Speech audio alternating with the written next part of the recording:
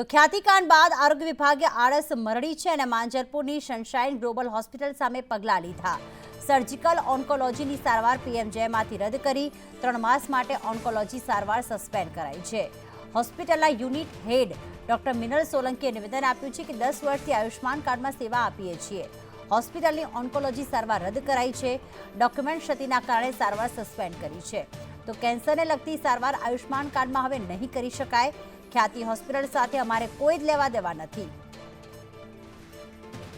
તો વડોદરાની ખાનગી હોસ્પિટલ છે તેની સામે હાલમાં આરોગ્ય વિભાગ દ્વારા પગલાં ભરવામાં આવ્યા અને ઓન્કોલોજી એટલે કે કેન્સરને લગતી જે પણ સારવાર છે તે હાલમાં રદ કરી દેવામાં આવી છે।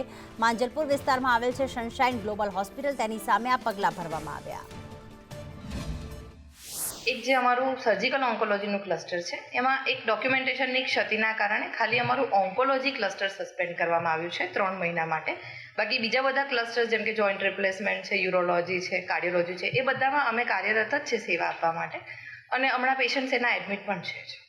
મેડમ, ખ્યાતિ હોસ્પિટલના એક તબીબ અહીંયા આવતા હતા સારવાર માટે, એના કારણે તમારું ઓન્કોલોજી રિપોર્ટ? ના સાહેબ, આ તો અમારું છેલ્લા 2-3 મહિનાથી ડોક્યુમેન્ટેશનની એક ક્વેરી હતી જેના માટે અમારી રાજ્ય સરકાર અને ત્યાંનું જે મેડિકલ ડિપાર્ટમેન્ટ છે એની સાથે કોર્ડિનેશનમાં જ હતા।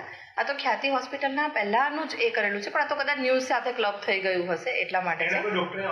ના, ખ્યાતિ હોસ્પિટલના ડૉક્ટર અમારા ત્યાં વિઝિટિંગ કન્સલ્ટન્ટ તરીકે સુરત હોસ્પિટલમાં કોઈક વાર સેવા આપતા હતા, બરોડામાં એમણે સેવા નથી આપી।